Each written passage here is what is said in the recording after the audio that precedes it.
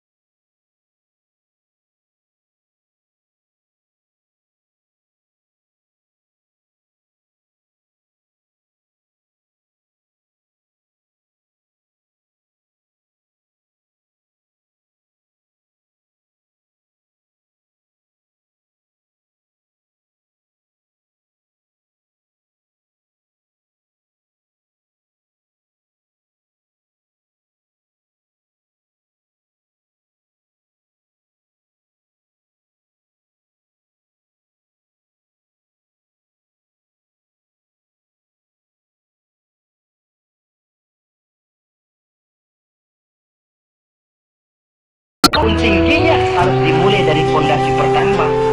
Cita-cita bagaimanapun luhurnya harus dimulai dari langkah pertama yang walaupun kelihatannya sepele tapi sudah merupakan fondasi ke arah yang lebih tinggi. Kadang-kadang kita ini kan inginnya yang serba cepat, seolah-olah sesuatu yang mulia itu bisa datang lewat proses simsalabim, abrakadabra. Lalu yang kita mau terwujud di depan kita alangkah mudahnya. Dan dari kegagalan-kegagalan akan lahir pengalaman. Dan pengalaman, kata orang kuno, experience is the best teacher. Pengalaman adalah guru yang paling bijaksana. Kalau adik kita jalan di tempat licin, jatuh, besok dia lewat situ lagi, gak usah dipesan juga dia pasti hati-hati. Kenapa? Pengalaman. Kemarin gue lihat sini jatuh, sekarang harus hati-hati. Tapi kalau belum pernah jatuh, kita omelin kadang-kadang ngotot. Khawatir banget, sebelum juga jatuh, ngomel melulu. Tapi satu kali dia jatuh, dia sendiri akan hati-hati. Begitu kegagalan yang kita temukan dalam hidup merupakan nasihat bahwa seorang muslim tidak mungkin jatuh di tempat yang sama 2 kali berturut-turut. Kemarin lewat di situ jatuh lagi, sekarang lewat di situ lagi jatuh lagi, emang goblok dah. Bisa jatuh 2 kali di tempat yang sama kan namanya tidak mengambil pelajaran dari apa yang sudah dia temui. Jadi saudara hadirin, terutama adik-adik remaja, masa depan kalian itu merupakan harapan dari semuanya. Kami yang tua terlalu banyak berharap dari kalian, sementara hari depan kalian lihat sendirilah. Persaingan hidup makin tajam, tensi ekonomi makin tinggi, jumlah angkatan tenaga kerja yang masuk tidak jauh dari seimbang dengan lapangan kerja yang bisa disiapkan.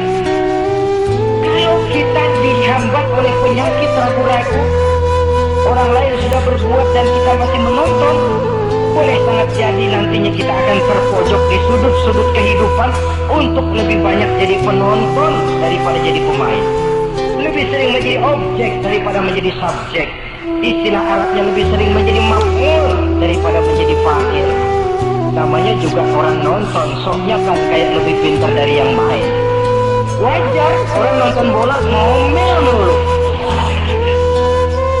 Itu Maradona tolol, Maradona ditololin. Ajak sederajat goblok, ajak digoblokin. Kalau sudah dia disuruh main ke lapangan, gempor dia nggak bisa nih. Namanya penonton, dan wajar saja penonton juga kalau nggak surat nggak rame loh lapangan. Saudara hadirin yang saya muliakan, maka keraguan-raguan akan jadi penyakit yang menghalangi orang pada saat dia harusnya sudah berbuat, dia malah terpangku tangan. Akhirnya dia akan jadi orang yang ketinggalan kereta. Sementara hidup tidak berjalan mundur ke belakang dan tidak juga berhenti. Tidak ada kata berhenti atau kata mundur dalam hidup. Berhenti kita diinjak orang, mundur kita hancur. Hidup ini seperti cerita tentaranya Tariq bin Ziyad ketika menyeberang ke daratan Spanyol di Selat Jabal Tariq. Sejarah menyebutnya Gibraltar ya. Itu bahasa Spanyol, lidah Spanyol dengan lidah Arab. Kita Jabal Tariq, dia Gibraltar. Kita Ibnu Rusdi, dia Ibn Averus. Saudara-saudara, ketika pasukan sudah menyeberang ke daratan, seluruh kapal-kapal ini dibakar oleh Tariq bin Ziyad. Beliau sadar menghadapi tentara yang jumlahnya lebih banyak dari tentaranya sendiri. Maka seluruh kapal dibakar. Lalu beliau pidato di depan tentaranya. Ayuhan nas, ainal mafar, al-bahru min waraikum, wal adu amamakum. Saudara-saudara, sekarang mau lari kemana? Kita tidak punya pilihan lain. Di belakang laut, di depan musuh. Mau pulang, kapal sudah saya bakar semua.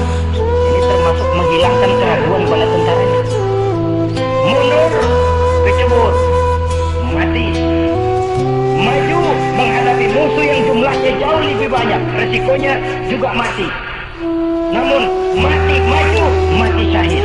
Mati mundur, kecebur, mati konyol. Pilih, ya tentu tidak ada pilihan lain. Menghilangkan keraguan di kalangan tentaranya, juga menghadapi kehidupan ini. Menimbang adalah perlu, tapi berbuat lebih perlu lagi.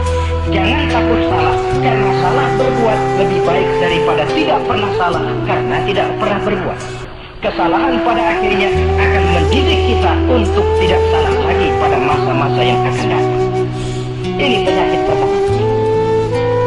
Penyakit yang kedua, al-hazan, penyakit duka cita. Manusia itu egonya terlalu besar.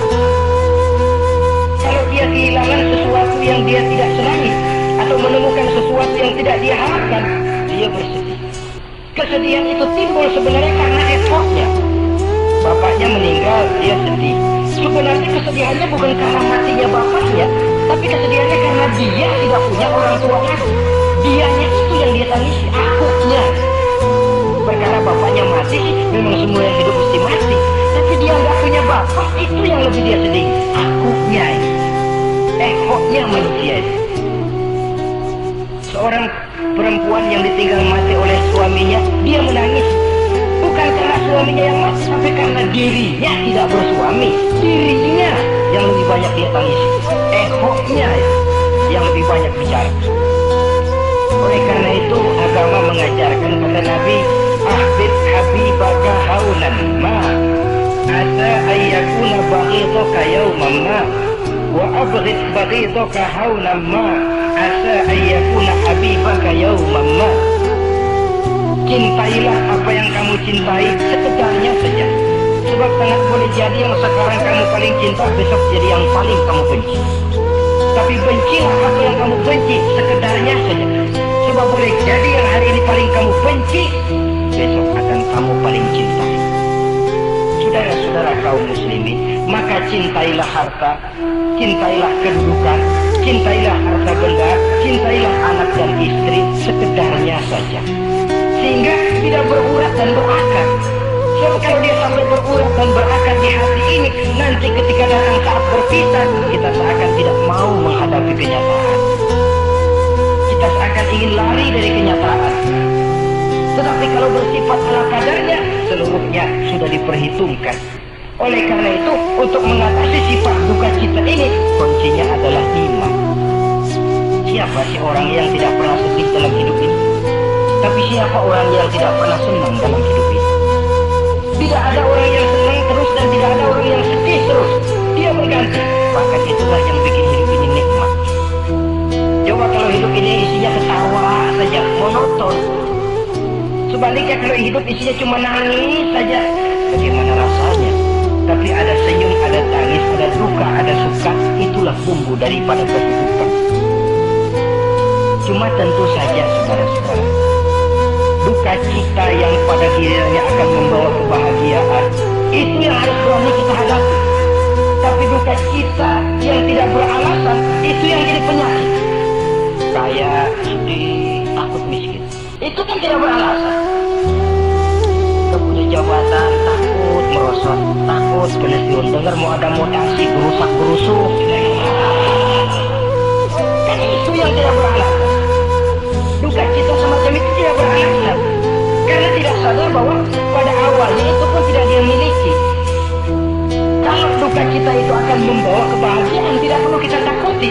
Satu contoh, kalau di depan saudara saya sodorkan 2 gelas, yang satu isinya jamu, yang satu sirup, kira-kira saudara minum jamu apa sirup?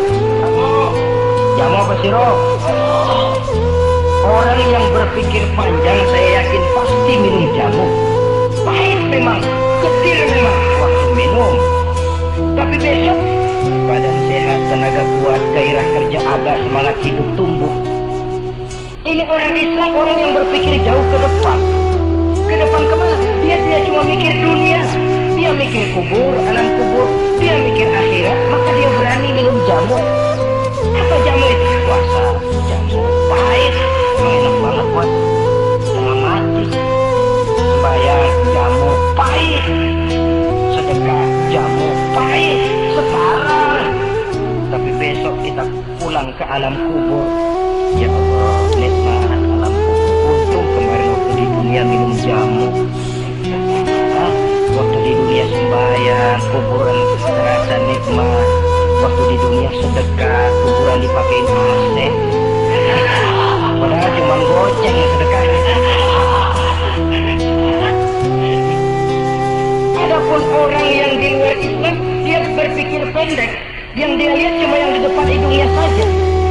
mikirin alam kubur, dia nggak mikirin akhirat, yang dia pikirin cuma dunia aja. Kenapa gue mesti minum jamu pahit, sirup nih, manis?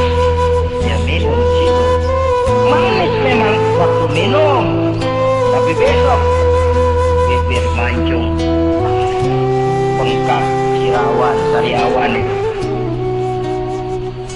Saudara-saudara, sholat sirup, tidak sholat sirup manis. Orang-orang puasa dia tidak puasa sirup manis.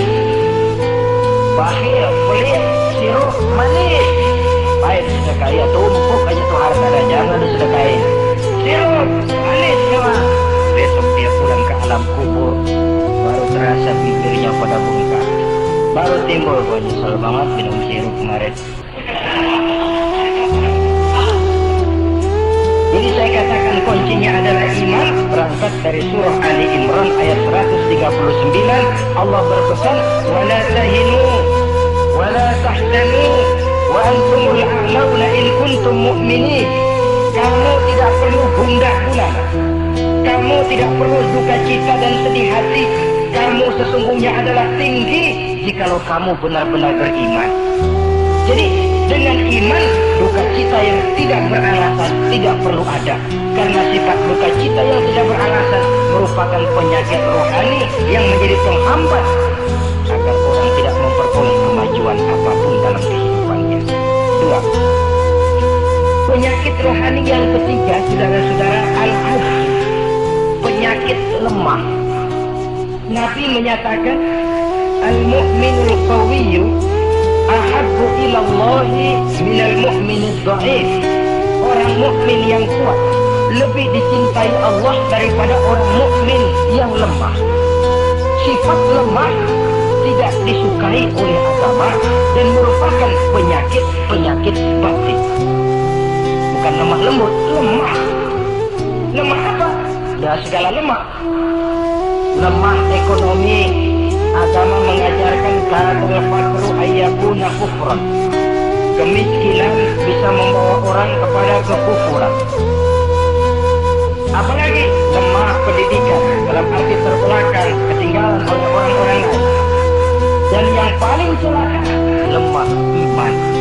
Saudara-saudara hadirin yang saya muliakan, imannya lemah, tidak punya ghirah, tidak punya rasa cemburu terhadap agamanya. Kalau anak gadisnya diusik orang, marahnya 7 lapis langit. Kalau keluarganya diusik orang, bukan main, mengundang orang lain, menyerbu. Itu orang yang coba-coba musik. Tapi agamanya dihina orang, agamanya diinjak-injak orang. Sedikit pun dia tidak punya rasa cemburu, sedikit pun tidak ada rasa sedih. Agama saya ini mau dibawa kemana? Islam ini mau dikubur kemana? Lemah iman semacam itu yang kita rasakan sekarang. Sekarang ini orang marah kalau hartanya diusik, orang marah kalau anak istrinya diusik, orang marah kalau temannya diganggu. Tapi giliran agamanya diganggu, agamanya diusik, agamanya dihina, tenang-tenang saja, Pak. Tidak ada itu gairah, tidak ada itu rasa cemburu terhadap agama. Kaum muslimin yang saya muliakan, lemah iman semacam ini yang sangat membahayakan untuk kelangsungan kehidupan beragama. Di zaman Khalifah Umar bin Abdul Aziz, dalam satu pertempuran melawan orang-orang kafir, tentaranya mengalami kekalahan. Karena kalah, banyak yang ditahan jadi tawanan orang kafir, termasuk 3 orang ofisir setingkat komandan dan beberapa puluh prajurit ditahan di negara kafir ini. Terhadap tahanan-tahanan Islam ini, Raja kafir musyawarah sama para menterinya, terutama Perdana Menteri. Tuan Perdana Menteri, kata Raja kafir, bagaimana? Ini tahanan-tahanan Islam yang enak kita apain? Ya terserah Tuan Raja, kita bunuh saja supaya habis urusan. Ya terserah Tuan Raja, tapi saya pikir-pikir soal bunuh sih gampang. Cuma apa tidak lebih baik kalau mereka kita bujuk saja supaya ikut ke dalam agama kita, meninggalkan Islam agamanya, meninggalkan Khalifah Umar bin Abdul Aziz sebagai pemimpinnya. Itu namanya kita sudah berprinsip prinsip senjata makan tuan. Nanti kita pasang mereka untuk menghantam orang Islam sendiri. Pikir aja betul juga Perdana Menteri. Iya, ujuk saja mereka. Caranya bagaimana? Adili saja di pengadilan secara terbuka, supaya jatuh mentalnya, dia mau keluar dari Islam, ikut ke dalam agama kita. Baik, diadili secara terbuka. Yang adilin langsung raja kafir, dihadiri oleh banyak tentara-tentara kafir. Yang mula-mula diadilin 3 orang komandan ini. Opsi pertama, maju ke depan. Komandan pertama. Opsi. Kamu tahu siapa kamu sekarang? Saya tahu. Saya tahanan. Iya, kalau tahanan bisa diatur kan? Bisa diatur bagaimana Tuan Raja? Kamu mau nggak ikut saya? Meninggalkan Islam sebagai agamamu, meninggalkan Khalifah Umar bin Abdul Aziz sebagai pemimpinmu. Kalau kamu mau opsir, pindah agama saya, nanti kamu akan saya berikan kedudukan yang tinggi, gaji yang cukup, rumah cukup, istri cukup, kendaraan cukup. Pindah saja opsir. Tuan Raja, bagaimana? Apa Tuan kira selama ini saya berjuang karena mencari kedudukan, mencari harta, mencari tanda jasa? Tidak Tuan Raja. Saya berjuang di bawah bendera Khalifah Umar bin Abdul Aziz li'ihla'i kalimatillah, untuk menegakkan kalimat Allah. Saya tidak akan tergiur dengan tawaran Tuan Raja. Kamu gila ya? Ya.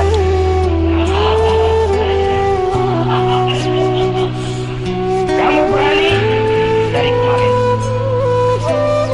Oke, kalau kamu tetap dengan pendirian kamu, kamu akan saya bunuh.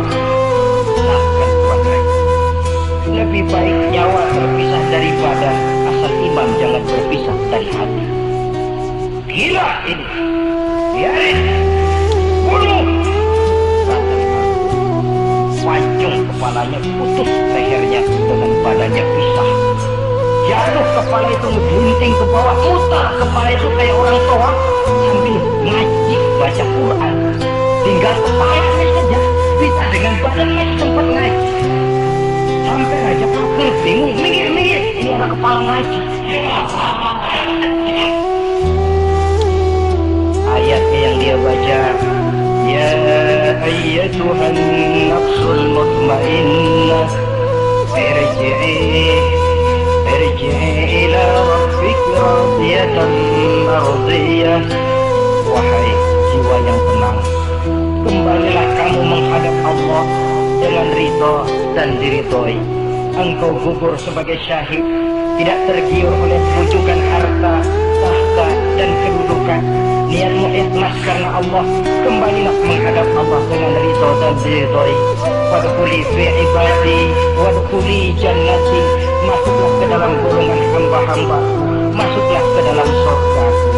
Di penghujung ayat, matanya tertutup dengan rapat, bibirnya senyum menghadap Allah, gugur sebagai syahid. Raja kafir geleng kepala, dasar santri gila, sudah mau mati masih ngaji.